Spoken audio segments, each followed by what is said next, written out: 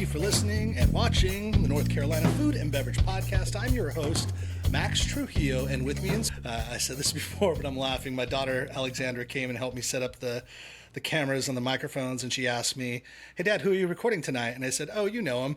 And as I said his name, she goes, "Oh, yeah, he's like the most Italian guy I've ever met." And without further ado, everybody, please welcome Anthony Rapillo. What's up, Max? Good to see you, man.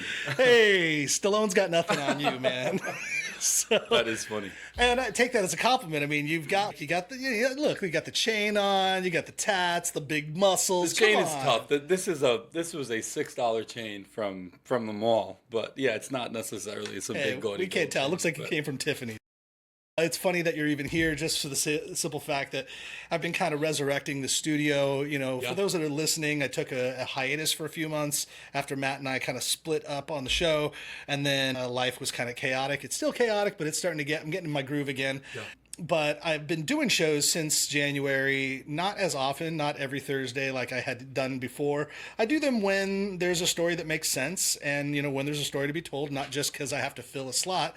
And funny enough, you and I, we know each other. I mean, we know each other as friends. We know each other as counterparts in this industry. And now I actually work with you because I'm a distributor and I sell you food to one of your outlets. We can talk about that later or not, whatever. But you called me or you text me today and just, "Yo, man, I got to get on the podcast." And I was like, "Yeah, that sounds great. When do you want to do it?" And I was like, "Yeah, you gave me options. You gave me tonight. You said either today at 7 or I could probably do this time next week." And I was like, "Yeah, tonight works 1,000%. So. I was like, "I love it." So this was very impromptu, but it was great.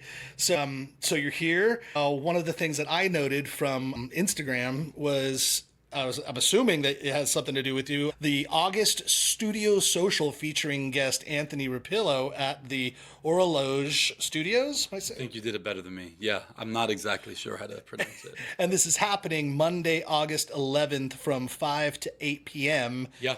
So what's that all about? Yeah, I'm excited. It's like a 20 to 25 minute like TED style talk where they'll bring on a different entrepreneur every month, and then they'll kind of do a quick speech. They'll kind of explain how they got there. They'll kind of own in on something specifically. I'm going to talk about something that's been important to me, just kind of like segmenting things into really short-term goals, so like you can pat yourself on the back a little bit more frequently. And then they do a Q&A. It seems really cool. It's relatively new, but I got together with their team, and it's something I'm excited for, which had kind of prompted my conversation with you, just because you were the first podcast, or really any sort of media that I had ever done, other than me posting something from the restaurant on Facebook. Yeah. Which was great, and I feel like ever since then, like you said, our relationship has gotten pretty cool, and we've hung out.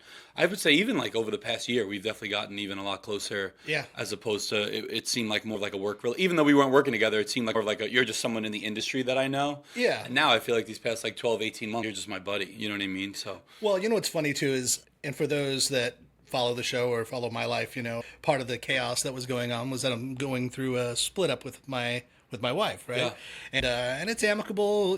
Felicia and I, we talk probably every single day. Yeah. We have kids and we get along great as parents, and we do well in that sector. I think we're just better off as friends, and that's awesome.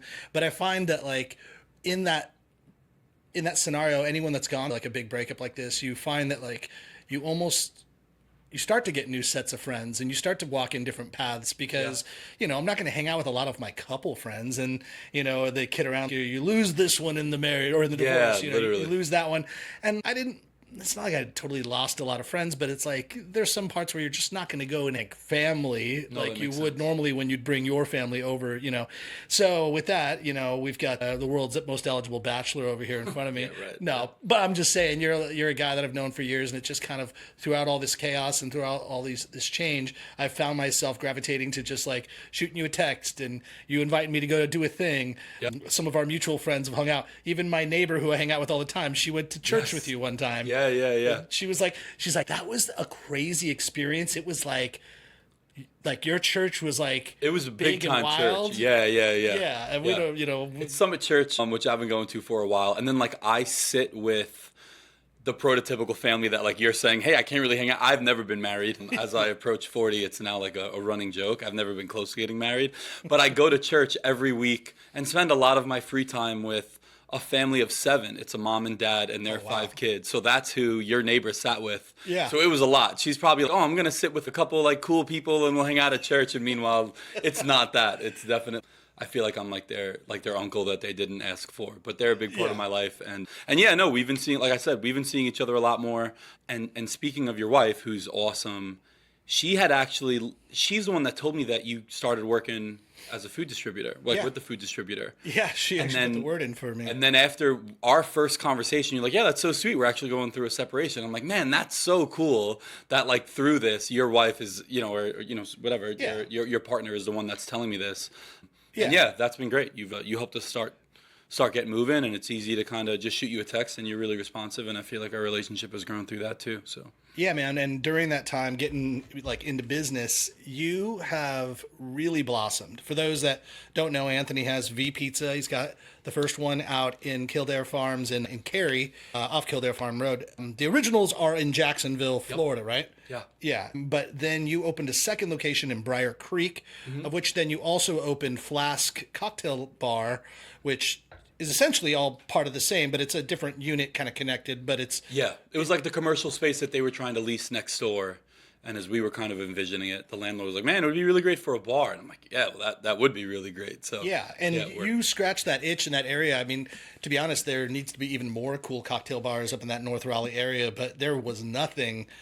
Especially like up in the Briar Creek area, that would it's a lot of corporate restaurants out there. Yep. So you doing something independent out there really kind of opened up a whole new attitude and vibe. Yeah, I appreciate you saying that. I closed on a house in North Raleigh. I moved in literally last week. Yeah. And I was with a friend, and they're like, oh, we should go get a drink. And I put in bars, and like, I was 9 minutes away from Flask, and it was the first thing that popped up. And I'm like, man, there should be something closer. Like, I'm not that close to it. You know what I mean? So, truth be told, I actually took one of the first girls I dated in this new single life to... Did you go to Flask? To Flask. Well, we know it as the best first date, blind date bar on the planet. It is. It's because it's nice, but you're not going to run into anybody that you know because you're not in the middle of downtown. You're not in North Hills. Yeah. But it's like a cool, like quaint little cocktail bar. So, yeah, I appreciate that. Yeah. Well, I was there because Katsuji was popping up with tacos at Flask. There you go. So, and for those that know Katsuji Tanabe, he is a chef from Top Chef. That's how you'd know him.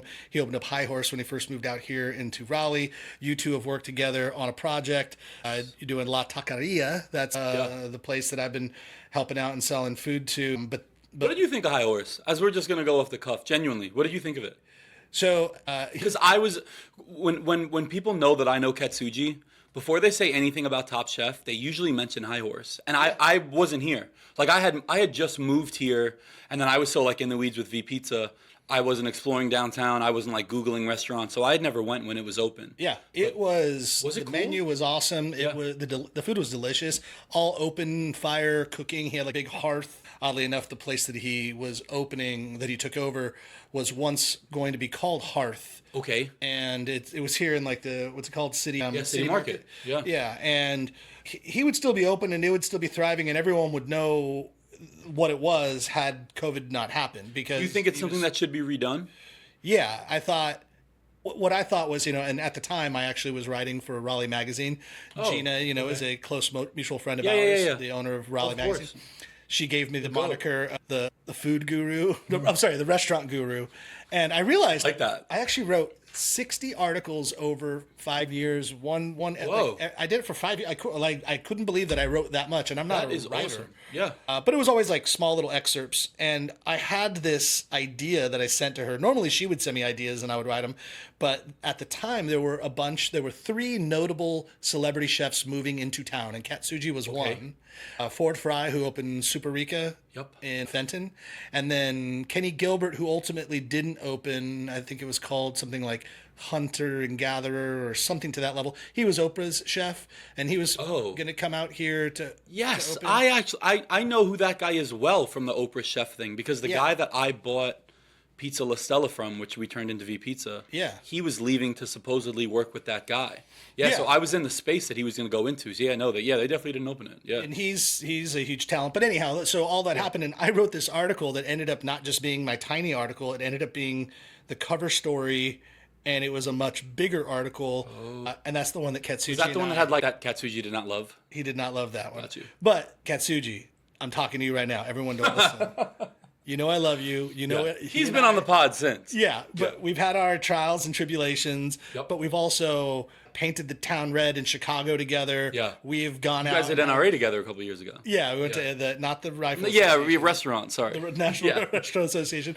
So and Katsuji knows. I mean, believe me, the TV show that he's on, the one that he was just on recently, was about being a difficult chef. Literally, He only got the spot because of his reputation. And he knows that any press is good press. So he's not. He's definitely. I mean, look, good for him for ruffling his feathers. But at the end of the day, Katsuji's a businessman that knows that you were doing the job. And we all break bread now and hang out and we eat tacos. So everything's fine. And my thing was, I'm from Los Angeles. He's essentially from Los Angeles via a few places. Yep. But the storyline was like, watch out for the carpetbaggers, and for those that don't know that term, it's an old school term, but it's those that come to a new town and make money off the local town and kind of keep the money to themselves. And essentially I was like, don't just keep this in mind to these 3 chefs and anyone else that comes to town. You're coming to Raleigh because you like Raleigh. And so keep it Raleigh, enhance it, bring great food. But what I was hoping that wouldn't happen was elevated prices, valet parking, garage parking that's through the roof, and then, cocktails that are $22 a piece, and all that stuff. I was like, meanwhile, it's the local Raleigh chefs that have done that. They're all starting with cocktails in the 20s, so you didn't really need us for that. So, and at the very end, I said coyly, I was like, and, before you guys think I'm getting over my skis, take it from me, I'm a fellow carpetbagger because I'm from LA and I'm here, but I'm not, because when I first moved here, the first thing I wanted to do was give back and highlight the North Carolina food and beverage community, and that's what the show is all about. Matt and I did this, we put it together. So that was my whole thing. I think his PR agent read just like the blurb. I just read carpetbagger. Right. It was off to the races. She was like, what the heck? And then she and I got in an argument at Angus Barn at a mixer. And I said, I don't think you've read, it was like when the magazine came out that month. And I go, I don't think you've read the article yet. Yeah. She's like, what? I go, look, it's only like 500 words. How about this? You can get through it. Do me the respect of reading it right now. And then when you're done, come back to me and yell at me. Yeah. And we came back, and then she and I ended up having a cocktail and laughed. And it was fine. How relevant is that today, right? Where people read the headline of something and they don't check what was the words around the quote, whether or not the quote was like from AI or how it was misinterpreted. Everything's clickbait, 100%. So okay, and then La Taqueria has taken over that space that Jake Wood once had when it was Leroy's Tacos in Boxyard RTP. Which, by the way, talk about RTP right now, because it's like, I was scared to do. I was asked by some of the developers in that area to put a concept into that area, and I was like, I don't think in Boxyard or in Hub? Boxyard. Okay, cool. Like years ago, before even like Jake signed and like Full Steam signed. It was like in the very beginning stuff. Shout out to Liv Jorgensen and Maverick Partners. They're the ones that really did, and her husband Brad, that like really beefed out the whole place and got all these great people to join up. And so I know her well, and like we kind of talked about things, but I was like really nervous. I'm like, I don't think RTP has enough heads to sustain the business that you're looking for. And I've been wrong in a lot of things. I was wrong about that. Because there are a lot of people. They do so well with the way that they do organic marketing and the way that they just kind of are champions for their own space, where we've been there for, I think we're on like month 4. I've paid $0 in marketing because we haven't had to, because every day they've activated their space. They're super committed to it. And they're also, usually who I deal with is a woman. Her name is Carolyn Koya. She's incredible, and she is kind of in charge of which type of businesses go in. That's so funny. She keeps popping up in my Facebook feed, and I'm like, how do I know this woman? She's incredible. That's how I know her. She is incredible. If there's anyone's praises that I could sing, man, because she's a badass. She's young. She's crazy successful. She's always like the only woman in a room full of men in like these male-dominated industries, and she's like a pit bull. And she had reached out. We had met through a mutual friend, and relatively early on, she's like, "Hey, we want you to put something in Hub, in the Hub space that they're doing." And, which is next door to. Which is next door. So basically, what they're building is like a new Fenton. They're building like a similar Fenton style mixed use, very cool stage pavilion. And Katsuji's job in our relationship and whatever things we do together, Katsuji's job is to say yes, and then figure out what the menu's going to look like, and then I have to figure out like the other stuff, which is cool and it works well. He had immediately told her yes, and I'm like, hey, we don't have the money for it. Whatever money we had is spread pretty thin, so we'd have to do this deal in a pretty unorthodox way. And their response was like, all right, well, let's do business together at Boxyard, which is a lot easier. It's a lower barrier of entry. And we'll go from there. So Katsuji brought me to his house and he made me these street tacos one day for lunch.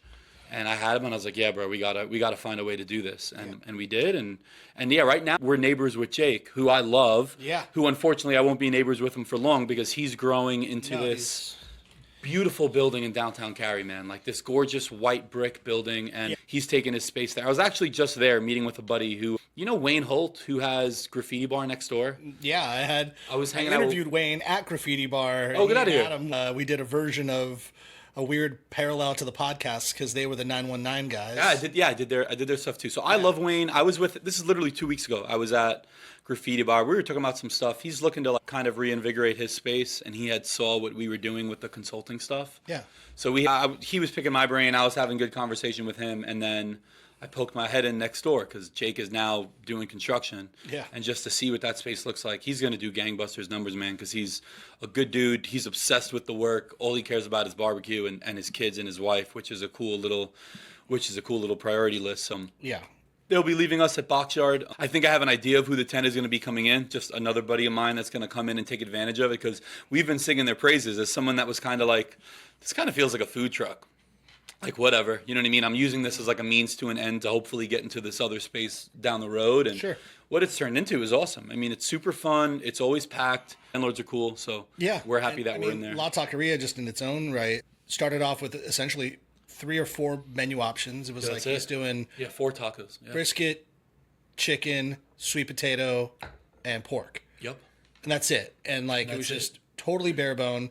There's an idea of expanding with a little bit of a Japanese flair, a la Katsuji's, ultimate goal. There'll possibly be that realm that can go in there. You guys, I think, might have just got your liquor license, or just got it, man. That was a beast. As someone that's gotten a lot of liquor licenses, I've never done one in Durham County, and it was crazy. Yeah. It was rough. But like, I mean, let's be honest, like Boxyard in that area is more primed, I think, for lunch anyhow. And I mean, we serve 2-for-1s all day. If you buy one, we give you 2. There's no ifs, ands about it because we're just trying to push the alcohol sales. Yeah, it's more of a lunch spot. It's more of a happy hour spot, but that's good too because you could have one crew work all day. Yeah. And it ends up being a 9-hour day, which is long, but a lot of, restaurant shifts sometimes are 13 hours. Yeah. So you get them in and out in 9.5 and they're. And I got to shout out Carmelo, he's the number 2 guy there. He effectively is like the chef de cuisine, if you want to call it that, in a small space.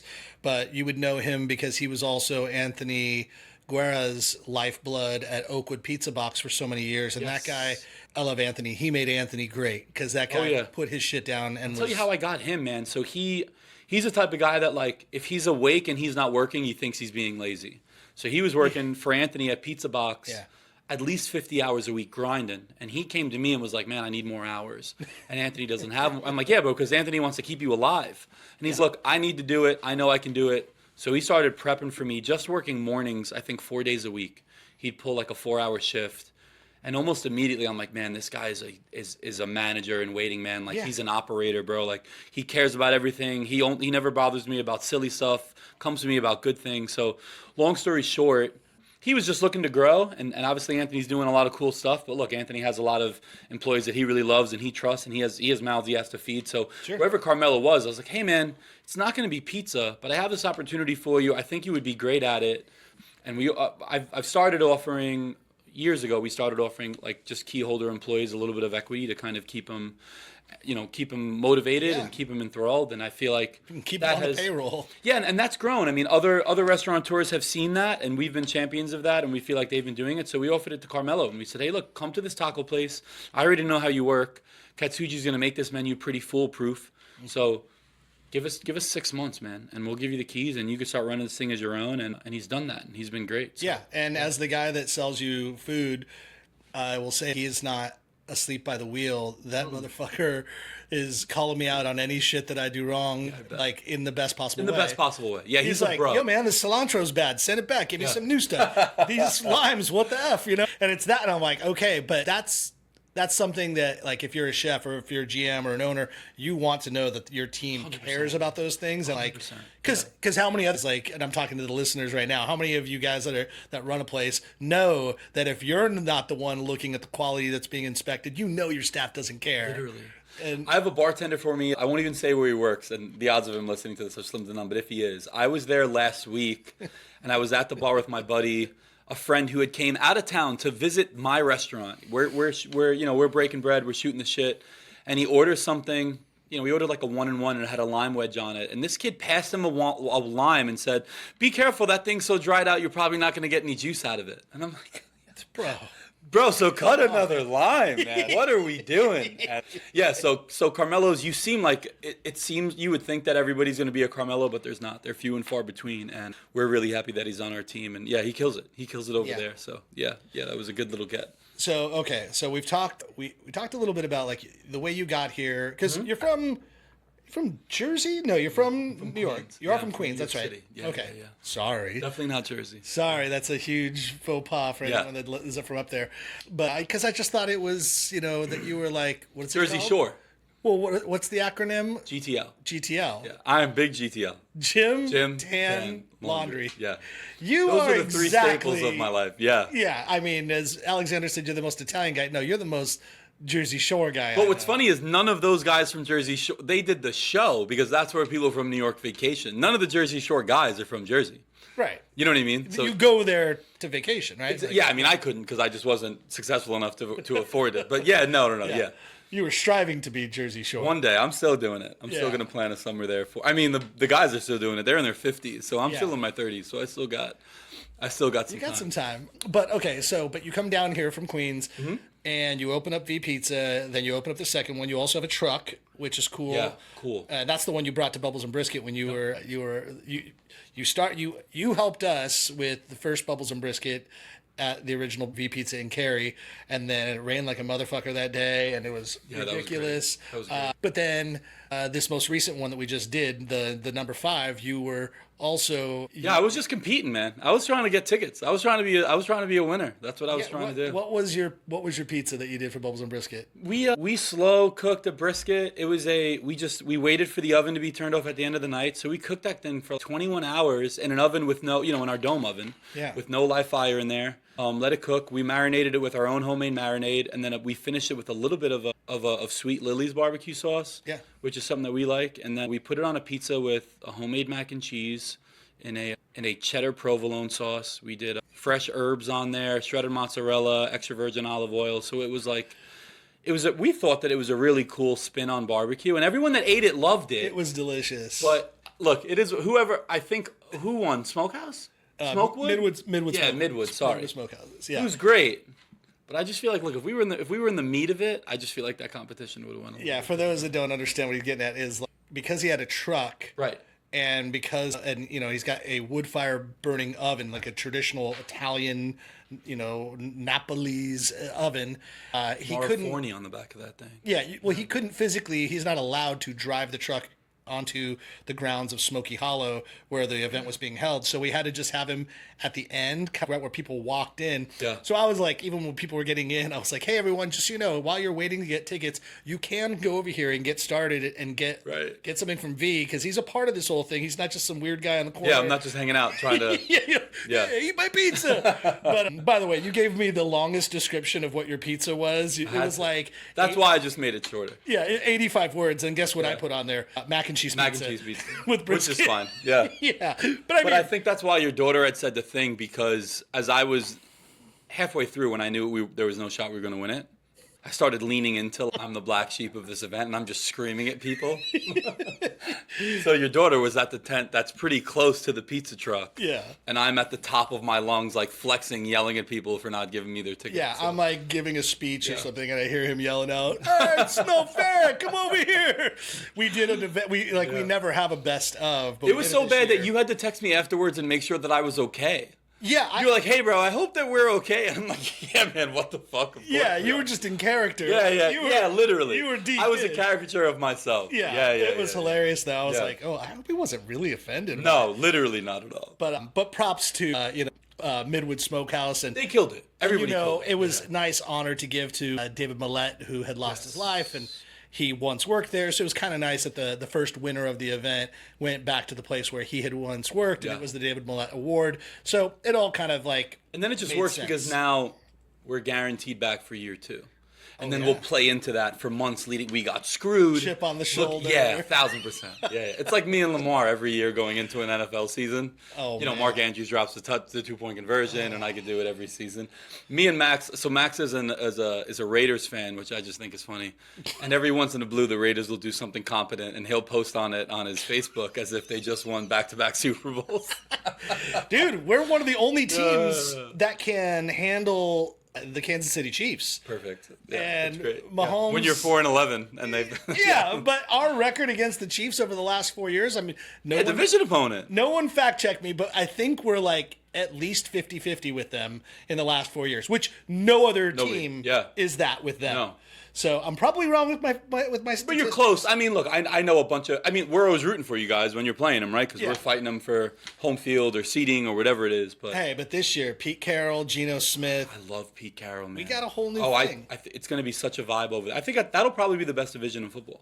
Yeah. It'll. If anything, I think the Raiders will bring competition, instead of just getting their asses whooped every time. 100%. So he's got a culture, man. He's gonna be out there. He's throwing footballs at practice. He's 89 years old. Did you see Rich Eisen predicted that the Raiders are going to be 13-4? No, did he?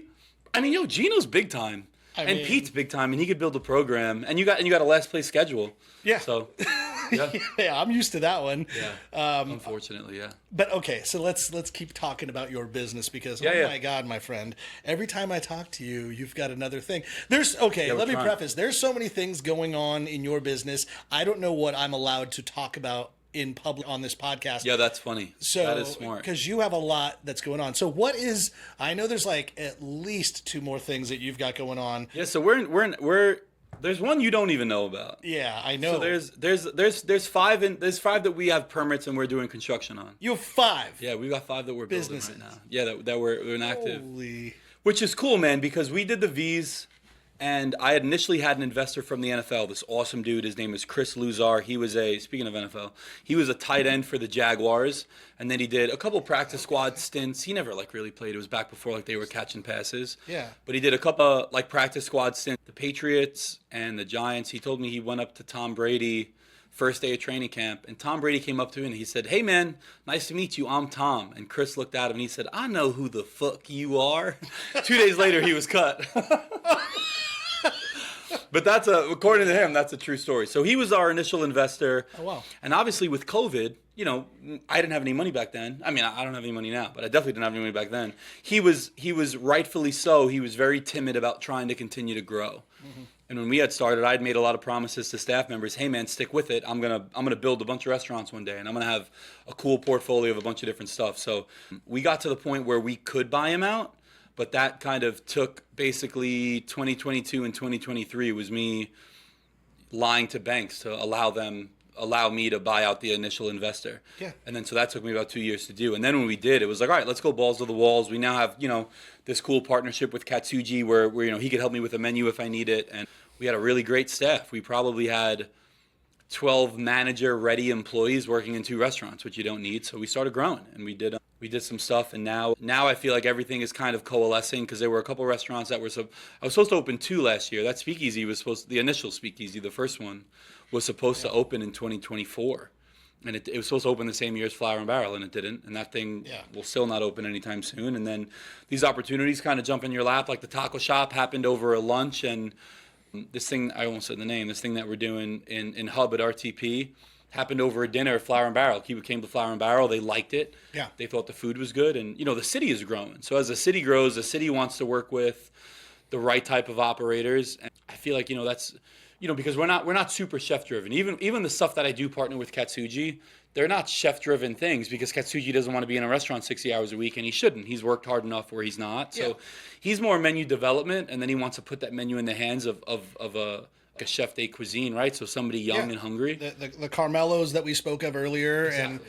But that's super smart, though. Like, you can't be everything to everybody at all times. And he doesn't want, and he knows that he's not in a position of his life where he wants to be in a kitchen 60 hours, which is good. Yeah. So it's menu development. We figure out what that looks like. We want to do different stuff. I don't want 19 of the same restaurants, right? As we can, I'm excited by it. I'm excited by the different things. And as we talked about earlier, if my personal life can't get figured out, all I want to do is open restaurants and kind of run them and build a family that way. So that's what we've been doing, and the city's been good to us, man. People like you, people like we talked about earlier, Gina. Yeah. Gina, I mean, I don't want to take for granted that, yeah, like you said, every month we can sit with Gina and we can sit with Lauren and we can sit and kind of tell them a cool story, and they want to tell our stories, and it's, you know, it's free for us. It's editorial work that they're doing because Raleigh Magazine is excited about the hospitality industry. They're champions of it. You guys, you know, you've been a champion of hospitality. There's not a lot of cities our size that I would imagine have this many people that just pour their own personal resources and time into growing this industry, where it's like, I mean, you know, Scott Crawford's going to win a James Beard. He hasn't yet, but he's been nominated 1,000 times. Ashley Christensen has one. There's a lot of these, like, well-known chefs that have moved into the space. Like, I went to Peregrine.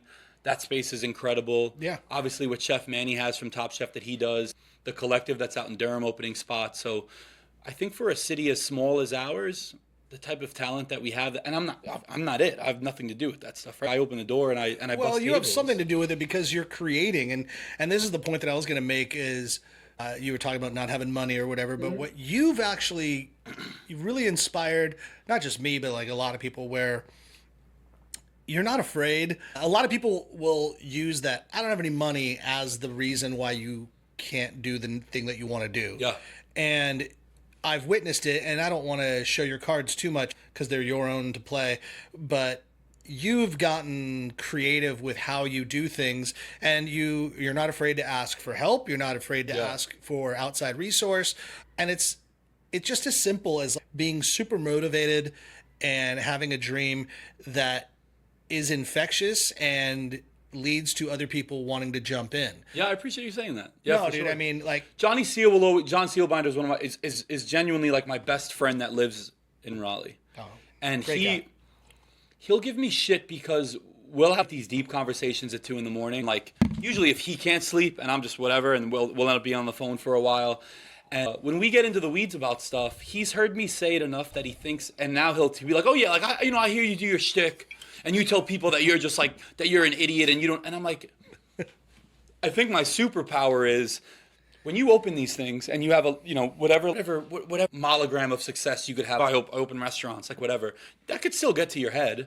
And I feel like my superpower has just been like, I know how to do one thing really, really well, but I'm kind of dumb with all the other shit. But me being able to ask for help from everybody in every different way, like the saying is like, hey man, it takes a village. So like I tell them like, yo, I'm not trying to be like, I'm not trying to humble myself and be like, yeah, I'm kind of dumb. There's a lot of stuff I'm dumb to. I don't know the finances. I don't know this. But I know how to find a smart person at X and then invite them onto the team and make them want to be a part of it. So, like, I mean, I don't walk around thinking I'm an idiot, but it's like, no, but you're I don't smart pretend to enough know to be everything. dangerous. Yeah. But that's the thing is, okay, take you and I to be as an example, right? Mm-hmm. The difference is I have ego, but I also have been in this industry and I've done a lot like the specifics. Like I was a sommelier that ran a very nice restaurant and beverage programs in Los Angeles. I went to school for this shit. Yeah.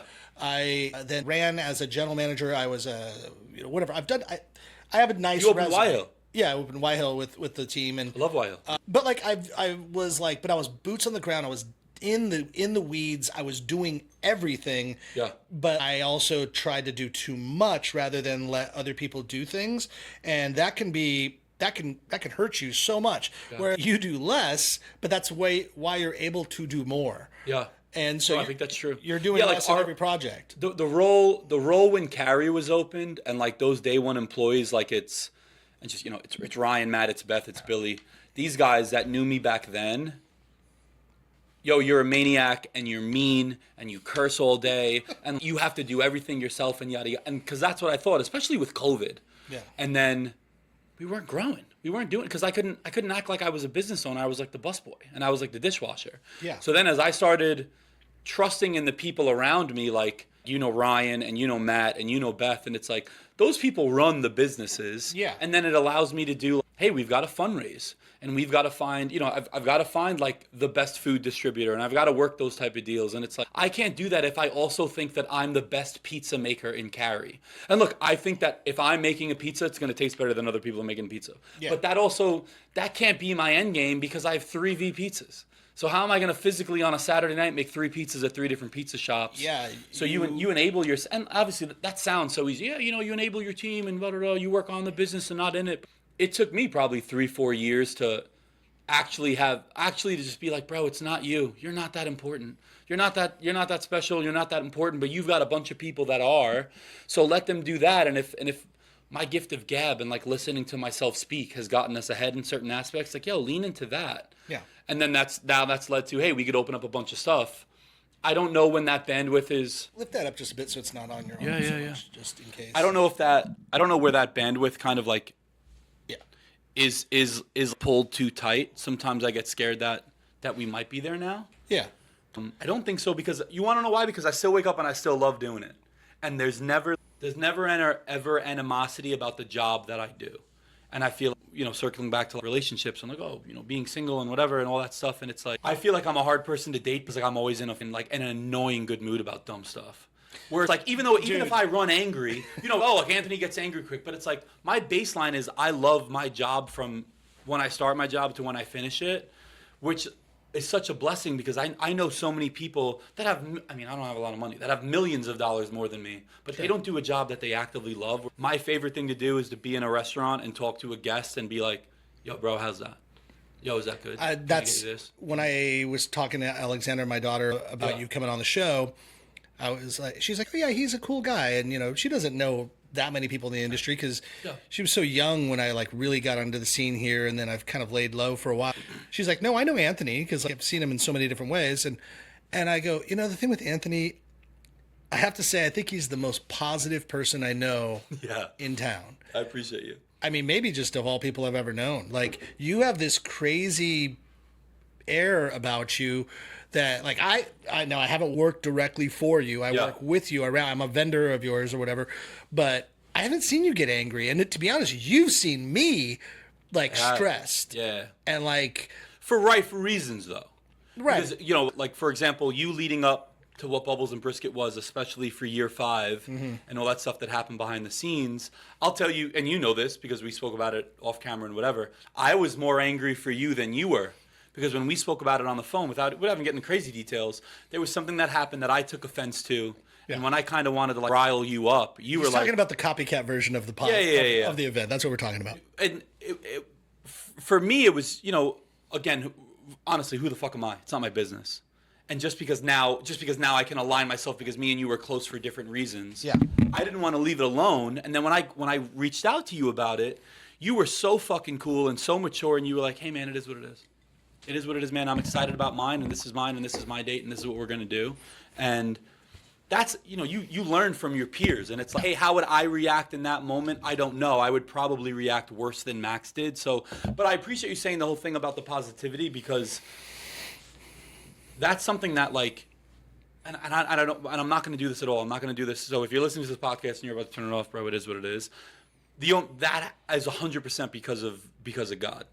It just is, man. Like, because when stuff is going bad and you could lean on that and you could just lean on your faith, and it's like when all this shit hits the fan and like something goes wrong in my life, like financially or with business, or I told you before, I just had to fire one of my favorite employees that has ever worked for me in my life. It's heartbreaking when you have to do that. Yeah, bro, it's just the worst. And it's like, if I didn't have that stuff to fall back on, I know stuff is gonna work out because it's not me really pulling the levers and making the move. That's it. That's all I'll say about it. But yeah, the positivity thing is cool because in 2019, I wasn't a positive person.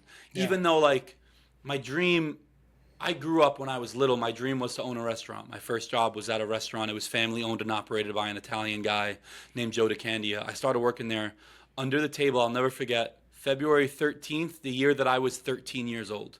Because he paid me under the table. It was the day before Valentine's Day. They were slammed. And a buddy of mine that was 2 years older worked there. And I needed money because I wanted to buy video games. And he got me a job there, and I worked there.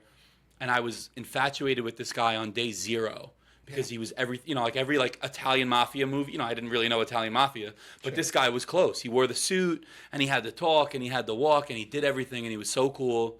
And like people dream about, whatever. My dream was like, man, I want to own an Italian restaurant one day because this guy is fucking cool. Yeah. And when I got there, I was so mad and I was so angry, honestly, because of COVID, because I thought, like, oh, I opened a restaurant, where's all the money? And like, where's my Ferrari and whatever? And that's obviously not the case. Unfortunately. Yeah, man.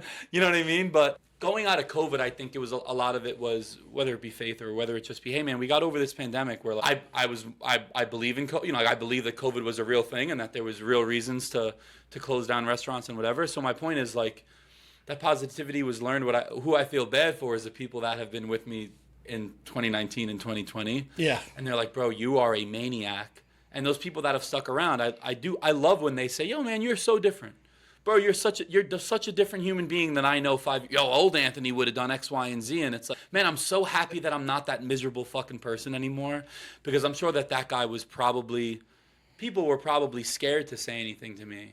Whereas now it's like, I don't know, but I hope that like we've built a community that's big enough over X amount of restaurants and bars and X amount of employees where I hope that we're all boys first. You know what I mean? Like we're all buddies first. I find that you are approachable, and I mean, I talk to your staff from time to time. We haven't even talked about Flour and Barrel, but that was the first concept that you and Katsuji opened up together. And that's where, I mean, that's kind of like a hub, so to speak. That's what pulls a lot of this together, because John Sealbinder had it originally with Little City Brewing. It's just like a block off of Glenwood South and a pretty activated space. But you guys did like a quaint Italian restaurant, but like that, okay, let's talk about that for a second, because when you first opened it, I was just closing Craften, you're opening this place up, and I remember specifically, were like going to restaurant closures and Goodwills and doing whatever, finding furniture. Literally. And you're like, dude, see those stools over there? Got them all for like $20 a piece. I was wearing on my badge of honor, bro. I was so hyped. Yeah. Because I was like bargain bin shopping. Because we had no money. But it doesn't look like, you also had you have an eye for style. Like you knew what you were doing. Like it doesn't look like bullshit. That's the sweetest thing anyone's ever said, because I definitely don't feel like I do. But yeah, no, I feel like that's my third one. So I know that you've been to V Pizza in Briar Creek. Yeah. You can be polite because we're on the air. That restaurant is disgusting. Is what was made by like a boy that doesn't know anything. Like all gray. It looks like a hospital. Like, sure. I think Flask is really pretty. Yeah. But Briar Creek is aesthetically, gross. I think it's kind of it's bland. Yeah, it is, man. And that was me, because the V Pizza and Cary took over a pizza shop. Mm-hmm. So again, when you don't have any money and it's already opened, there was nothing for us to do, which was a blessing and a curse. Yeah. So it's like, the Pizza La Sella, I feel like had a good look. We didn't change it. And then Briar Creek, we had enough of a budget where I could do some things to the dining room, and objectively, we failed at all of them, as we talk about kind of renovating that space, and we will next year. Sure. But Flour and Barrel was just another shot. It was just another crack at it. I have one of the most important people in my life. Her name is, I'll shout her out. Her name is Brantley Nettles. She is a interior designer that's based out of kind of like Rocky Mount. She works at Furnitureland South. Yeah. Like the furniture capital of the world. Yeah, right. And she's like I lost my mom a long time ago, and she's genuinely as close as I have to like a second mom, and I lean on her for so much. Oh. I didn't have the budget to use her as an interior designer for Flour and Barrel, but what I got was someone that like answered every text message and basically did the job of an interior designer without getting paid as an interior designer. And instead, I got her a pizza, and she was really imperative of just like holding my hand through things. If I were to show her, hey, this is at this Goodwill today. Does it work with what I'm doing? And she'd be like, no, but show me more pictures of what's in there. Maybe that we could find a carpet that works and do whatever. And yeah, man, she was so instrumental to it. And now we've been able to reward her. Where I have budgets for restaurants like the Speakeasy she's in charge of.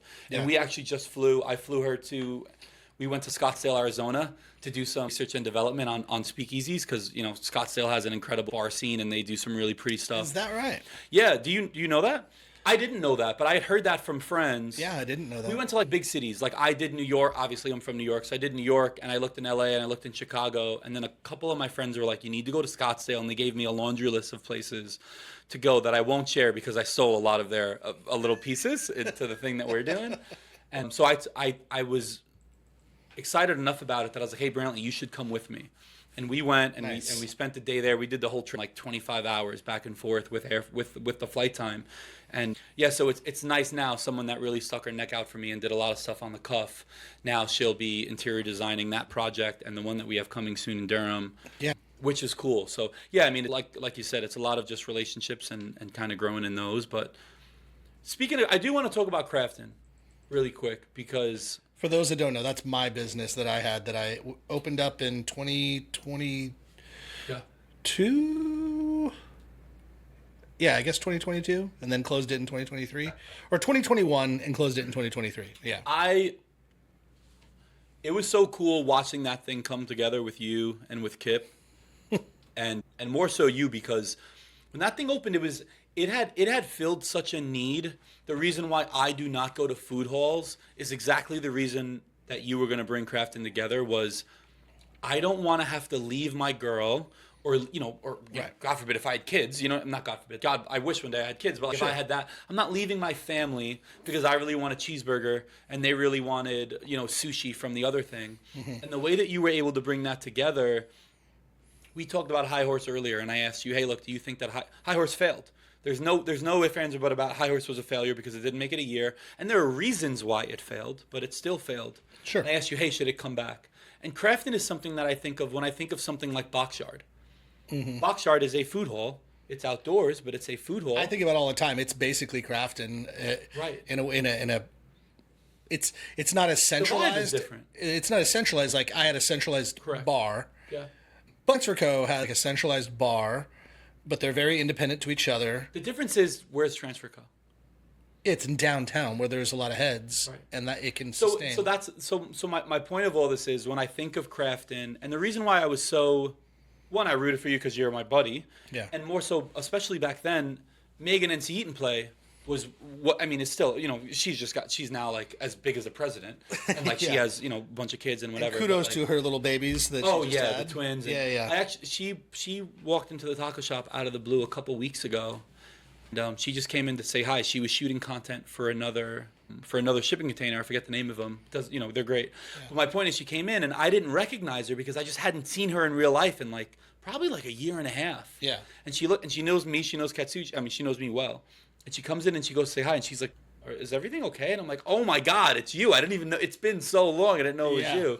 But my point is back then she was doing a lot of your marketing. She had done, you guys were working on. I think it was kind of new for her as well. Yes. But it was fun. We did basically a television show, and we had a whole team up there. So she was upstairs doing the interview with Kip, who was my business partner. But then, because I'm not afraid of getting in front of a camera, I did field reporting in the beginning. I remember. I remember you were going live at the beginning. We went live on Facebook, and she has crazy 400,000 and followers. they're so loyal to what Megan, because Megan is so organic with it. Yeah, she's not. Look, obviously she does paid ads because she should, and she's a brand. That's her business. Yeah, she has to get paid. Yeah, but at the same time, she's gonna say no to shit if she don't like it. She's not doing.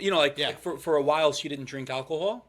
And whether or not that's changed or not, that's a story for her to tell. But when she was promoting Flask, it was like she had told me, "Yeah, you better have good mocktails, or I can't talk about it because I'm not gonna fake drink. Right. I'm not gonna describe your fucking brand new tequila cocktail when my followers know me because I talk about as Megan and they know I'm not drinking. Yeah. So figure out the mocktail thing, Mo. And it's I appreciate that so much. Yeah. We had serious mocktails at Craften. Yeah. Yeah. So we were able to utilize. I think we both got what we each wanted out of it, and I think so too. For her, I think it was a good practice run to be hey, could we do show? And she had a great production team that was there, and it was cool how we coordinated it. I mean, I think I even used some of these cameras that are here right now. Cool. We put them all over the place, and we synced. I was 7 cameras. We had somebody with a Steadicam walking through the whole space, and it was a legit production. We all had whatever, and then we were just we threw it to Megan, and we'd throw it back to me, and I'd be in the kitchen talking to the guy, and then throw it back to Megan, and then I'd go over to the next place and throw it back to me. I'm so now I'm talking to this chef, and then we go over here. And for those that don't know, Craften, we had 4 independent kitchens, and then a full bar and a coffee shop, and then a 2-story outdoor patio. In concept, in theory, it was cool. I think cool. there were a couple of it's things we didn't Boxyard. get. Yeah, I mean, some things I think our food could have been better. I think we didn't always push it. speaking of like a neighbor and somebody that's going to Hub, Chris Prieto at Prime makes some of the best barbecue in the state, if not the country, and he's been recognized for it. And he was on the same block as us, and he would have a line around the corner. So when I'd say it was Nightdale, it wasn't Nightdale because he was in Nightdale and he's doing great food, and people came from anywhere to go to him. So if you're good, people will come. But I also wasn't trying to be the best of everything. I was trying to just give the community 100%. a thing. Yeah. And yeah, because then, but by that barometer, then it's like, okay, you either have the best of something in the state or you're not open for business. That's not right. You know what I mean? Yeah, not everybody is the best at everything. I And mean, you can most still be people are. successful. Yeah, I mean, obviously, if you're the best, then there's only so many that are the best. Yeah, there's only one. Most That's people, my point. So yeah. I don't know if I felt like that's something that you put in your pocket and you store it and you look and you branch out into all the different things that you're doing now, but it's also like It was affecting, man. What? It was affecting to me. Yeah. It was the first concept that I had my name attached to. Yeah. That one, it was the first one I had ownership on. And that was because my business partner, Kip, who was the finance guy, was very generous and was like, hey, man, if we're going to walk this thing, just like you said earlier about giving some equity to employees, Kip did that in a way. He's like, look, you're building this and your brain and your heart and your passion and your creativity are all over it. So I know you're not going to throw money into it, but I'm going to give you ownership because you need that, and I respect you enough to do that. So I was an owner, but I mean I was an owner in like Don't do the quotes. No. I promise you. Sorry, I was an owner. You were an owner. You're correct. Yeah. I was an owner, but I was an owner in the creative. Like that was my equity. Sweat equity. Yeah. Yeah. Yeah. And I'll tell you, for any restaurateur, as we have this conversation, as someone that deals exclusively with very wealthy guys that don't have restaurants and that have made their money in tech or in mortgages or in commercial real estate, aka really fucking boring things. Yeah. Bitcoin. The reason why those people get into restaurants is because they don't have they can't tell their college buddies to come look at their science lab. And they can't tell their wife and their wife's in-laws and all those things. So what you bring to the table as people now, people ask me all the time, oh my God, you must be so loaded in this. No. But I can tell an investor why I'm a good investment without me putting up money. And there's no air quotes or anything around it, but you brought everything to the table but money. So obviously, look, the money is important. Sure. But if you had the time and if your horizon was long enough where you can go the SBA loan route, the SBA loan would have gave you that. They would have gave you that money, and you would have owned 100% of it. Yeah. So what is he? What is not to say Kip? Kip is incredible. I still DM Kip, and he's kind of like a de facto. I wouldn't want to call him a mentor just because I don't want to overplay the hand of how close I am to him. He's a champion. I love him, bro. Yeah. He's a beast. He's a champion. He champions me in my life today. Same. And let that be known, like how many people Yes. open and close a business like the money guy, let's say, quote unquote, and then still remain friends and How cool is that? yeah, like we're still close. He's a monster, bro. I had posted something, and I have like 5 unread DMs from him of just every once in a blue man, if he has something motivational to share, he sent me like, just like clips from another Instagram page or whatever it is, and it's like, yo, you just care. Yo, he's made his money and he's successful, and because he just wants to see other people get a piece of that pie because he understands how big the pie is. So these restaurateurs, man, when they figure it out, and it's like being the sweat guy, what does that demand you? That demands you a lot of equity because you're the one that's you're like you just said, it messed with my psyche, man. It fucked me up a little bit. Like it was the first thing that had my name attached to it. It's the first thing that I was an owner of. Kip is successful enough where he doesn't have to go to bed the same way. Yeah. So you're gonna eat, breathe, sleep, and die that thing. Well, and to finish that point, it was the first thing I did that also failed because, like you mentioned, that I helped open Y Hill, and I did, and Y Hill is thriving today and is kicking butt, and no matter which private parties they deny, you know what I mean? They're still gonna kill it. Oh, that's not shots fired, is it? No, I come promise on. it's not. No. Come on. I'm with them. My point is, it takes a very strong company to withstand Hey, that. you know what I'll say is, I love them or hate them. Bro, they got some morals, bro. They have, Yeah, they literally. hold true to their values. So that's fucking, I applaud them for doing I that. agree more. Yeah, we had Bin Laden at V Pizza 2 days ago. Oh, did he evade the SEAL team? He was man. like, Oh yeah, you don't even want to know Yeah. what he's been up to. Yeah. he's been sleeping on your couch for the last few months. No, man. I mean, but you know, I worked, whatever. We don't have to go through my resume, but like, I worked for Wolfgang Puck, and it was always fucking crazy. It was busy. And then even when I was a sales rep, 2 years into being a wine rep, I got wine rep of the year in California, and in the Los Angeles market, which is the number 2 market in the country, and it's insane, and like the competition's wild. But I was so used to winning all the time, where I'm like cocky, but also cocky because I'm like, no, I'm fucking good at this shit. Yeah. And so it did kind of like every day kind of eroded a little bit more, and then let's be honest, like I'm in this small town. It's in Nightdale, and for those that don't know Nightdale, it's kind of a cow town. It's like, it's small. It's like we picked that place because we thought that just like Cary once was a small little town, it turned into something big. Like maybe this is going to be the case. I don't think that's where Nightdale is right now. The development has not grown into the same space and velocity or level that I was hoping. So it was really hard to get like new people to come through, and then we just went through so much struggle. Like the concept, whereas the way you're seeing it from the outside looking in, you were like, it was cool. There were a lot of like broken pieces that would never have been fixed because the concept was wrong. Like for one, we should have charged all of our kitchen guys like all of the rent. We should have almost doubled the rent. Like we let everyone in so cheap. Really? And so we weren't making any money. Idea of what rent was per month? Oh, well, I mean, I'll just tell you. I think we charged $3K a month for each kitchen. Yeah. But like it should have been like $5K a month. Yeah. And then, you know, we had a centralized POS system. So all the money ran through us, but then we would pay them out every week, right? So everybody, like, they were independent businesses, but they got paid out the way we got paid out. You know, like we would get like a check once a week from Toast, and then we would pay them out from that, and then we would take a percentage of that payout as like rent. Okay. Right? So like they never paid us a check. We just skimmed off the top. No, we didn't skim, but like, you know, we took our percentage from all of what came out, and then that was their rent. And so like when they did really well, we made more money, and when they did really poor, we made less money. They did have like a barometer, like if it did go below say 3,000, they still had to pay 3,000. Right. You know, so then they would have to pay us. So they were paying percentage rent after a threshold. There was a break-even number, and above that break-even number, which is how every landlord operates. But the break-even number should have been far higher, right. And so we were always losing money, and poor Kip was always like having to fund it more, and like the idea was like, can we hold on?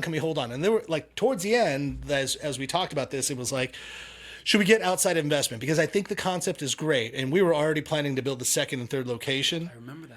And like the concept was strong, the branding was strong. We had MRC do all of our branding. It was like the business was tight, and it just got to the point where it's like, how much money can we lose until we can diversify it enough?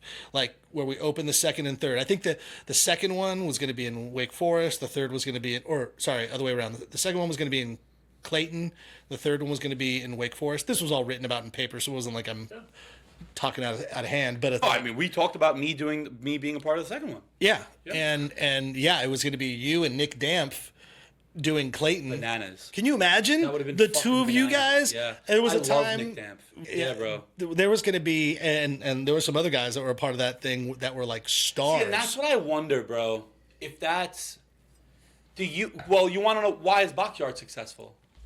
And I'll tell you why. Why? It has nothing to do with me. It's because they run as a nonprofit, they're able to give more favorable deals but it's a who's who of everybody. It's not, you know, their pizza guy is not up and coming pizza. It's fucking Full Steam that makes great pizza and great beer. Yeah. And their barbecue guy now their barbecue guy was up and coming and they hit the lotto on it. But I'm saying, what's that going to look like now? Or what are they doing at Hub? They have five restaurant spaces at Hub. Regionally famous chef, regionally famous chef, regionally famous chef, unannounced regionally famous chef, and unannounced regionally famous chef. So now if they're Well, give credit to Preeti. No, well, he's more than regional. Yeah, right. He's worldwide. No, yeah, but Preeti Was, who is opening up, she already opened up a little bit of Nanny Goat right now, and she's got the Chini coming in there. I'm including her as she's a James Beard nominee, so she's legit. And Chris Prieto, my point is they're rock star, and these two are rock stars too. They're just not announced yet. Yeah. I know who they are because we're dealing with them behind the scenes. Right. But my point is they went 5 for 5. I'm saying they're all really good. Yeah. So my point is I think that they gave everybody a little bit of a deal on rent. Because they wanted the names. Yeah, because their branding. They went 5. Where a great example is Ironworks. Ironworks has Scott Crawford. Yeah. And they were able to get Manny. Yeah. But they also have 5 other things that are not Scott Crawford and Manny. But by the way, Manny's not really a part of that shit anymore. We know Manny's my boy. And Manny's my boy too. That I almost did it the opposite way where I knew it, but I didn't want to exclude him and then be like, well, fucking Manny's great. And I love Manny. Manny went to the taco shop our first week open, shook his hand. I love Manny. But my point is, Crawford is obviously, he's the anchor of that spot. Yeah. Where now Hub RTP is going to have 5 anchors. There's going to be no weak link. You know what I mean? Right. But I argue, though, are there too many cooks in that kitchen? Like, is there going to be too many people stepping on each other's proverbial dicks? Or can everyone play nice in the sandbox there? I'll tell you why I'm going to vote for there's enough people is because on a much smaller level, and this has nothing to do with famous chefs because that's not what this is, but look at what Smoky Hollow is trying to become and what it is becoming. And I'm going to include myself in Smoky Hollow because I don't pay the rent to Smoky Hollow even though I'm on the same block. Yeah. It's like there's nothing I love more than Madre being around the corner. Yeah. Literally, there's nothing I love more. And there's nothing I love more than Crunkleton being open right there. And even I'm going to include my boy I'm going to include Smokehouse and even the diner. And like Tucker what's coming Street, soon, and it's like, I love that I'm there, and it's like, man, am I? You got what Birria tacos that are coming soon, or is it or Barrio tacos? Yeah, Barrio tacos. They're like a chain, but I don't know where they're from. But supposedly I haven't eaten there, but they have good tacos. Yeah, I had someone the weekend that Crunkleton opened. We were regular busy, like as we are at Flower and Barrel, like nothing crazy, and we had someone walk in. They waited 5 minutes to get sat. They sat at the table. Drinks came out, and they said, "Hey, Crunkleton told me 2 hours, but my table's ready. We're leaving." Yo, good for you. You're only here because Crunkleton's here. You weren't coming here to go to Flower and Barrel. You were coming here to go to Crunkleton. It had just opened. It was like their second week. You got the backlash. They stepped in and they looked at my restaurant. They saw the mural and they're like, "Yo, we're gonna come." You know, and a part of it was just guilt. They're like, "Hey, man, we'll be back," and they came back. So for us, it's like whatever Smoky Hollow is trying to turn into, kind of like the antithesis of Glenwood South and whatever Glenwood South is, and the silliness of Glenwood South. That little hub 1 block off. I think that my point is you're gonna be so successful that one day I know that you're gonna revisit Craften. You are. And when you do, I'm telling you, bro, I see it in the cards, bro. You're going to be so successful, you're not going to know what to do with it, and you're going to have this itch, and you're going to be like, man, I have all these Craften fucking T-shirts, bro. I've got to do something with these. And you're going to put it somewhere. Dude, the other day I broke a Craften glass. I only took 4 Craften glasses from the inventory, and one of them shattered the other day. Were you upset? I was like, maybe this is part of it. Like, maybe I gotta just let this go. Like, I still wear a Craften T-shirt. I got a cool, like, black one with the logo that I walk the dog in. I love the logo. And it, the logo's great. Fire. Don't let those things go. Yeah, because I'm telling you. Look what you got going. I mean, we know stuff that's going on in your job and everything else, and it's like there's gonna be a time where you're gonna be able to look back at it and be like, hey, I'm trying this again, and it's gonna hit because conceptually it makes sense, but maybe are you leaning into different things? Like you said, hey, look, there's systems that are broken and we got to figure it out. Okay, so you'll figure it out. Well, we would have fixed all of those things with the second location because we learned them from the first one. Right. So, hey, investors and Kip, we could do this again with the hindsight, like of what we had. How many burn boot camps are you going to open, Kip? You got to stop, bro. Yeah. You can only do a burpee so many times in the triangle. That motherfucker jumped on the highest box today on on Instagram. that. I was like, how many times you gonna? Hey JJ, what? Yeah. You gonna get up there? Like, don't tear a hamstring. Hip. Yeah, bro. Yeah. Hip. Come on. You're premature gray, man. Come on. I love him. He's like half my age, and he's like in twice as good a shape. But He's a handsome dude, man. I know, right? Handsome guy. Yeah. My point is, I just feel like when you see that thing, man, the way that you talked about it before it was open, that passion is not something that dies because, hey, look, a location didn't work out. It's not that business didn't work out. The location, and that's something on Nightdale. Nightdale's cool, but like the idea is like not everything works everywhere. You know what I mean? Yeah. You have to take that into account. Oh, I highly agree that had we opened Craften, and there was a spot in 5 Points that was, the space that's like that second floor at 5 Points where it's kind of like a weird, funky. Bro, what retailer. is that? Yeah, no one knows what it is, but it's a cool building. I know exactly what you're talking about, and there's a gas station right across the 5 Point. Yeah. Yeah, I go there for Takis all the time, and I'm like, what is this building? It does have like cool view, right? Like you're up high on 5 Points. I'm not asking you, what is it? It's like it's a retail consignment. So like ladies that build shit in Etsy can like sell it up there. Yeah, it's way too cool to be what it is. Yeah, way too cool. But I was like, that was an idea that we had. Let's take this place over, turn it into a Craften. Problem was they didn't really have like a grease trap and all that, all the particulars for a restaurant. But like there was an afternoon where that was the dream. Yeah. And we were just like, oh, can you imagine? And you see what John's doing?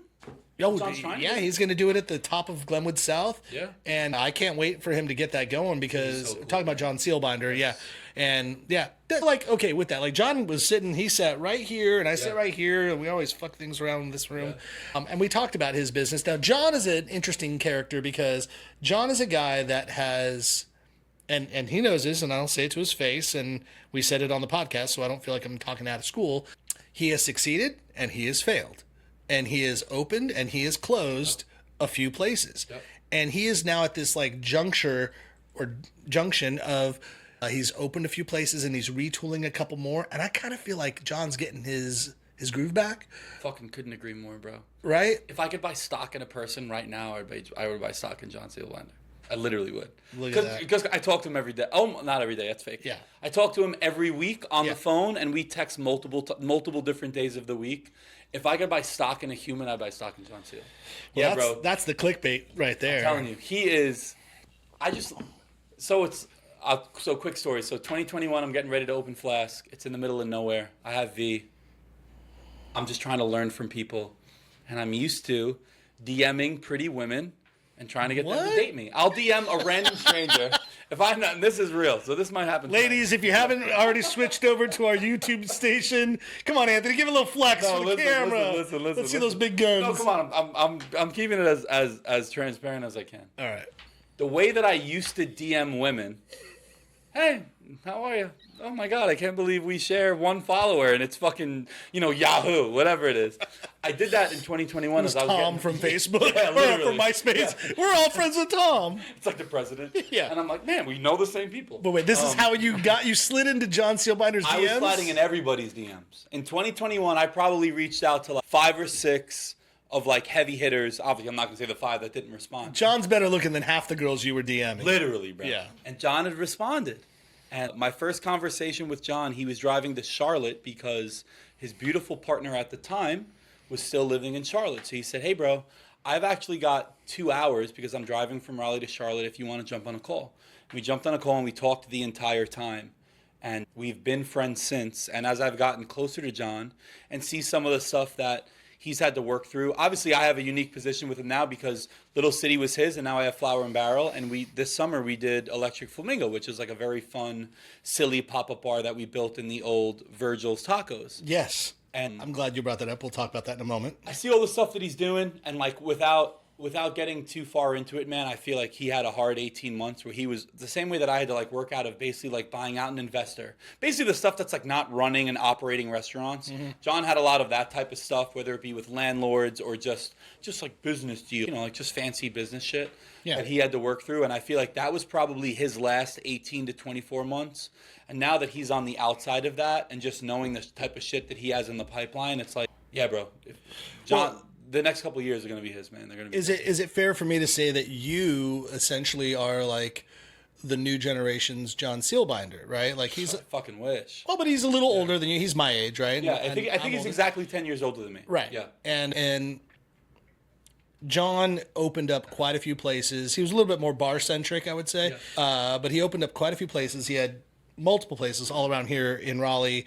And he unfortunately also had to deal with the fact, like all of us, when COVID hit, so much shit got shut down. And because he was bar centric and because all the bullshit that happened with like bars and late night scene, it was all about control, motherfuckers. It was all about controlling population. That's why bars were shut down. But anyhow, so he and many bar owners struggled probably more than most places, and they had to like diversify and start selling food and do things just to stay open, you know. So he hit hard, but now he's rebuilding, and it took a lot.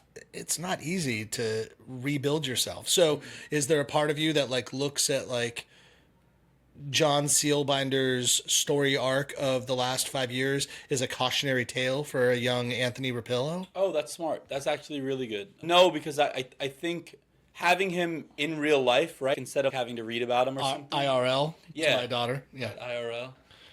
He's really good at giving me like tangible advice that I could use the same day. As opposed to like, he's not going to tell me like, well, the grass is always greener on the other side. He's going to be like, hey man, I think you should send this email. And I think you should not do this thing and instead buy this thing instead. So I think that probably helps me out. And yeah, I mean, look, if there's another COVID, I mean, yeah, I'm working for you. I don't know what I'm going to do. You know what I mean? I'm fucking moving back Dude, home. if there's another COVID, we're just going to fucking riot. Yeah. Like, it's just, we're going to burn the whole thing down. But I feel like I've leaned on people. And there are others, right? Like even Tyler, I've mentioned Madre. I love Madre. Tyler from Madre, Tyler from Happy Inhale. Yeah. Where I took over. Another great business Bro. owner in the town who was like, I described him as real life Willy Wonka.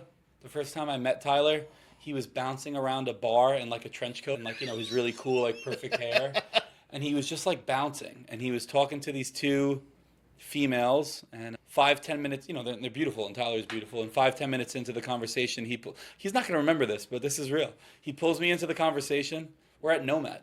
He pulls me into the conversation and I'm just like, oh, like this guy wants me to, flirt with the girl that he's not interested in, yada, yada.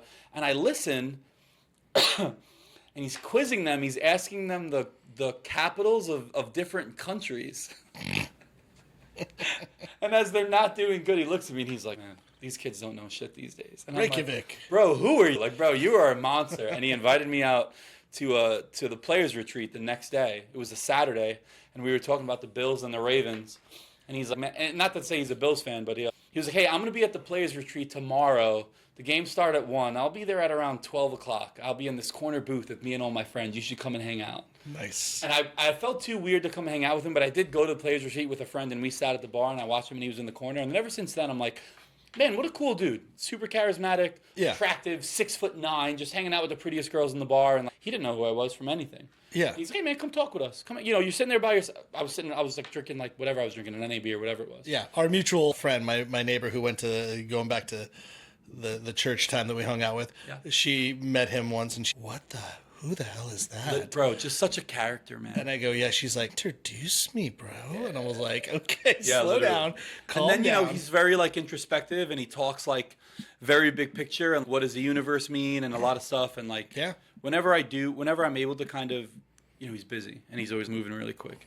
Whenever I can carve out like 15 or 20 minutes of his time, it's always good because he's like a big picture guy where I'm going to think about my whole life differently after I speak to Tyler. You know what I mean? Yeah. So my point is that it's cool that Raleigh is littered with people like you and Gina and like John and Tyler and like countless other people that like you can just lean on, and it's like, bro, everybody here is just normal. Even like the really famous people, like the really Madre is one of the is probably, if you just think of, hey, like what's the coolest restaurant downtown? It might be the swankiest restaurant. That's what it is. Yeah, it's the swankiest restaurant. And I can talk to him and I could ask him a question about something very obscure and something very silly, and he's gonna give me like a really well thought out answer, and he's gonna put time into it. And it's like, man, you don't owe me anything. Yeah. And those are the type of people that Raleigh has in fucking spades, and it's like, yeah, how could I come here and I could open a pizza place that's not even my idea? Like, it's my recipes, but conceptually, V Pizza's not mine, obviously, right? So, and people know that, and they give me the time of day, and they have good conversations. So it's like whatever whatever that growth has looked like, it's because of people like that. So it's like, it's really easy and it's organic for me to be champions for people like that, because they've been that to me since the beginning. When I'm still, I'm still figuring a lot of this stuff out. They just all have really good feedback, and well, yeah, and I've realized that, man, I feel that this industry, by the way, thank you, and I'm so humbled to even be put in the same sentence as those people. That's like when Craften was first opening, Gina from Raleigh Magazine and other people, even the NNO, they were writing articles because Scott Crawford was opening a new place, and Jason Howard was opening up all of the Cardinal Bar. Oh, yeah. And then they would put my name in there. They're like, love that. These 3 restaurateurs are doing it. And I'm like, love that. How the hell am I being put in this that's story? That's where you've done your whole career here, Right. I have laid low, and I'm like trying to redevelop myself. What's your next move? For fear of, hey, Frida, my boss, who's really listening right now, because she listens to this podcast, just know this. You and I both know, and I'm talking to my boss right now, everyone don't pay attention. It's been a struggle to get to the point where I'm at, but I now kind of figure out how to be a food rep.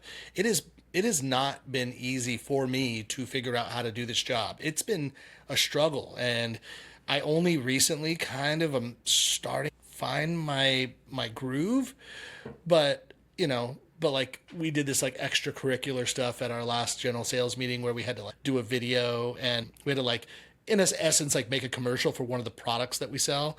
And Frida was like, you're going to do this. And I'm like, okay. And we had a couple guys that are good technical people that are on our team, and they're like, all right, I'll film it. And then one guy was essentially like the producer, like helping to put it together. And then I was like the camera ready star, and then we just did it on one take. But I just did this whole thing where I was selling salad dressing, right? And like just being silly. And I realized like I'm such a fucking ham, and I enjoyed it. And I enjoyed it. I enjoy being on camera. I enjoy being on stage. I just was listening to what's his name, Darren Malakian. He's the guitarist from System of a Down. Okay. I listened to a podcast with him because I love music, but he was saying, he's like, who knows me in real life when I'm just like walking around and they just see me out and about. That's not me. I am who I am when I'm on stage and I'm performing, and that really sung to me. That rang through? Yeah, like we're technically kind of on stage right now with these cameras on us and like microphones, and I mean, you are definitely on stage. Yeah, and this is my comfort zone. This is like what I love the most. Yeah. And whether I'm playing my guitar or I'm singing or talking about shit, I feel so comfortable here. So this is what I like the most. So if I could figure out a way to make this the thing I do, this is what I would do.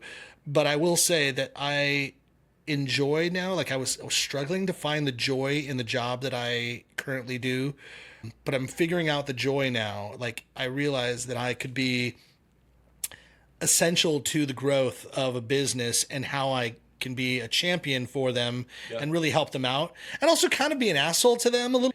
Tell them like, hey man, I've done this before. I know, don't do that. Yes. Be a consultant, but also kind of be tough, and like sometimes people are like, I want to do this. Dude, you do not want to do that. Do not do that. You're also such an asset to we could say the company. Yeah, PFG. To PFG, where like, everybody that's going to do. The only reason that I use PFG is you. It's not most of the reason. It's not 99%. It's the only reason. If you did not work for PFG, but that's just that. But that's real life. Yeah. Because there's not a lot of, and maybe there are, and I don't know them, but I feel like I know a lot of people in hospitality. I don't know anybody at Cisco that came from my side of the aisle.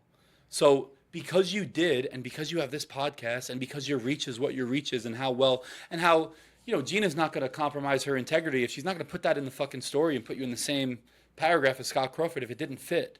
And it fit for Gina because, he has the accolades. He's his own category. It's him and Ashley and everybody else. But the idea is like, it still made sense because of what you've done for the industry. So for PFG, you're the most valuable player, right? Because look, I'm sure there's a ton of things that you need to learn that I don't know that they're going to teach you and whatever, and you're going to get through reps. Right. Yeah. But at the same time, the only reason you have X business, the only reason all the other stuff that we're going to do, you're going to be a part of is because it's you. And as soon as I hope you work there forever because you're successful and you love it and it's PFG, and then your name is on the end. But the idea is like we're involved with PFG because of you and our relationship with you, and we like everybody else. You want me to do more independent restaurants? That's what you want. 100%, 1,000%. But there's no reason why. Even with this being your passion, I mean, you're seeing it now. Obviously, me and you have talked off camera, like, hey, how am I going to grow this thing that I'm really passionate about? Mm-hmm. And me and you have talked about, hey, what does that look like? How am I able to monetize this space in the right way that it allows me to do the things that you love to do while still being a really good dad to your kids and being able to do the type of shit with them that they want you to do for them? That's a hard balance. Yeah. It's not, like, for me, honestly, a lot of the secret sauce is there's nobody depending on me. There's no human being on this planet, because there's no long-term girlfriend, there's no wife, and there's no kids, and there's no, like, immediate family member that I'm supporting. Where hear that, ladies? Yeah, great. The idea is, like, I can do a lot of things that you're not able to do because you're also got to be fucking dad of the year, which is, and I wish that I was. I wish that I had that opportunity. I hope I do one day.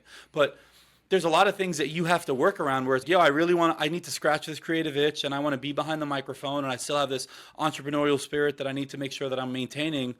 I also need a fucking job because I've got these great girls and I want to provide for them this life that they deserve. And it's like, there's a lot of stuff that I look up to for people like you and people like John Seal. Yeah, I love John Seal, but I love John Seal because he's a dad first. Yeah. And the reason we have to talk at 2 a.m. is because every other hour of the day is either in the restaurant, and then when I'm free in the morning, he's got babies. He's got baby girls that he cares about. So, dude, okay. I didn't even know if I was going to talk about this, but this is just kind of like funny for those that are still listening because we're like an hour and 20 minutes in. So. Are we really? Yeah. Oh, yeah. So if anyone's still listening, thank you so much. So now I'm going to get personal. Yeah, dude. But personal in a way that like is super personal, just about me, right? I went to my psychiatrist today. Normally I go to a therapist, but the psychiatrists are the ones that prescribe shit, They can, give you some happy pills if you want them. So I talked to the psychiatrist over the last couple of weeks, and they had me do this ADHD test, right? Ooh, okay. Do I qualify as like an adult ADHD person? Now, for those that know, like I helped produce and work with the Holderness family for the last 8 years. I helped them create their podcast, and I was a part of every episode up until 2 months ago. I actually stopped working with them. They just didn't need me anymore because I worked myself out of a job, basically. So whatever, but I love them to death, and we're good. But Penn wrote a book that was a #2 on New York Times bestseller. ADHD is awesome. He knows so much about this, and when I'd hear him talk about it, I'm like, God, I feel like that might be me. Anyways, I take this cognitive test. Today? No, I took it last week, but I got the results today. So I took this test. It took about 30 minutes, and it was like this. For any of you that have like done this, you'll know what I'm talking about. But I was in a room all alone with a MacBook Pro in front of me, and they put this test up, and it was like random questions. It was like memorization thing. We're going to give you 15 words, and they're going to flash like 1 second at a time over the next 15 seconds. Okay. Memorize these words. Then we'll talk about those later. And then, 8 minutes later in the test, they're like, we're going to give you 30 words. Half of them will be the words that came the first time. Click the space bar every time it was a word that you remember from the first time. Whoa. And so it was like shit like that. And so, and then it was like shapes and colors, and it would be things like the word was a color, like the word was green, but the word green was written in yellow font. And so if the word was written in a non-corresponding color, like if the word red was written in blue, do not do anything. But if the word red was written in red, hit the space bar. Got it. So like it really fucked with your brain. Yeah. Anyhow, the crazy part of this was I scored exceptionally high on all cognitive stuff. They were like, you do not have ADHD. And I was like, I don't? Like it felt like I would have. And they're like, no, because in some of these tests, most people with ADHD can't do these things, like be able to understand the different concepts of these things and go back and forth. They're like, you're actually really good at this stuff. The problem that you have is executive function, which is like organizational. Okay. And it means I can't take all of the skills that I have and put them into functional usage, organize them in a way that like is useful for society. Like, oh, wow. Like I can't take all the talents that I have and like actually make it make sense. It's like, and my psychiatrist was like, the only reason why you've been able to get through life this far without having to get more help is because you score so high on these other things. So high on the cognitive shit, you're fucking knocking it out of the park. So it's like, it takes me forever to get all this shit done, But once I get it done, You're gonna do it right. it's great. But I make a lot of mistakes, and with this new job, like getting back to labor, I make mistakes all the fucking time. Really? So like, talk to Katsuji, talk to any of the restaurants that I work with. I fuck it up sometimes, you know, and it's like organizing my shit. But in the end, see, even this, like, we're doing the podcast. I'm controlling, multitasking really well. But I'm like controlling the microphones. I mean the cameras, right? Yeah. So like I'm switching from camera to camera. But it's like I need that for my own brain just to keep myself focused on something. The one thing that I scored the worst on was that I'm not getting enough sleep, and clearly, and I snore. And clearly I have sleep apnea. He goes, dude, on the test that you take, the average person scores a 5, and 5 is like a low number. And if you got like anything less than 5, you're in, you're in good. Oh, like low is good. Golf scores, right? He's like, you scored a 20. And I go, oh fuck. He goes, you need to see a sleep therapist yesterday. Like, did your wife not say that when you were together? Oh, she was the first person I called when I got out of this meeting, and I go, hey, what a saint. I was just like, she knows that I snored as much as I snore, and my girlfriend now knows as much as I snore, and like all of that shit, and it's like, they're like, yeah, you need to go get basically a CPAP machine or something to like help. And he's like, it's going to be significant when you sleep the way you're supposed to sleep. Really? He's like, it's next level. It's like life changing. Like you're basically getting about like 20% Can you do like the whole tape up here and then mouth tape instead of the CPAP and see what that does? I don't know. I really don't want a CPAP. I know. No, but we're going to go through and I'm going to talk to the guy and be like, what can I do that's not that? I've already tried like like Joe Rogan tells you that you can get like the mouth guard. Both. You're doing both. It really changes. I do both. What do you do? Wait, what do you do to sleep? I do nasal strips and mouth tape. Do you snore typically? I used to, and then you're physically fit. For those that don't know, but you are a fit man. I am, yeah. Genuinely, yeah. Yeah. But so I don't do it every night. And I'm not. No, but I make that as the example because I'm not fit and you are fit. When I need a good night's sleep, I will do both. Very often I sleep with a nasal strip on. I have a big nose and I feel like I have a deviated septum. This is self-diagnosed. Yeah. I'm like a snorer that will occasionally snore. Like if I sleep next to a girl, some nights I snore. Yeah. Like 60% of the time I don't. You may or may not have had wine tonight, so if you did. Right, yeah, exactly. So who knows how that'll affect it. You might snore. But I will do both. I will do open up and this just doing this. There was like holding your nose for those that aren't. When you do the tape. You're holding the bridge like the magnet thing that pops it open. Yeah, kind of like the Biore strips that you would put on to like get rid of. But there's magnets you put on your actual skin. Yeah. And then the other side of the magnet goes over it and it pops them out. Oh wow, okay, that's cool. And I was doing that. We probably didn't see each other because this was about a year ago. I was doing that outside during the day. And then that was like, okay, you look like these like weird gym like influencer bros. You got to stop doing this when you walk around. But it was such a significant difference in my breathing. Yeah. So now I just do it at night. But I'm telling you, you could do both of those for relatively cheap, obviously. Yeah. I would try that before you get you got a brand new girlfriend. Not brand new, but you got a new girlfriend and you're doing the whole CPAP machine. So yeah. I would just try that first. I think she'd be happy if I actually slept through the night without snoring my entire Right, ass of course. But I'm saying if you could do that and not have the CPAP, then she's a million out of 10. Right. And you could do both of those on Amazon. You can get a month's supply for $40. Yeah. So well, you could just try it. I'm anxious for this stuff. He also recommended some subscription shit as well, and I was like, okay, so we're going to going in the right direction. We're going to talk about things, and I feel good about it. But like today felt like a very positive day. Like it felt, oh man, I feel like I can actually control like what's happening in my life, and feel better about it. Because organization, that's the thing. Like I know, like when he said all this, I go, you see me. Yeah. Oh, you see me. It's exactly because I know without being overconfident or cocky, like I know I'm really good at doing the things that I do when I do them. This is a peek into my life. This is how I work. Oh, so this is great. This seems like this was a great just to get it addressed and now you could start working on it. Yeah. Oh. I hope. I hope. So yeah, it was chaos. It's big. Tell me, what's your morning like? My morning is pretty when you chill. wake up, how do you do the thing? Have you ever met my little dog? Oh, yeah. Yeah. He's adorable. Yeah, Bear's my boy.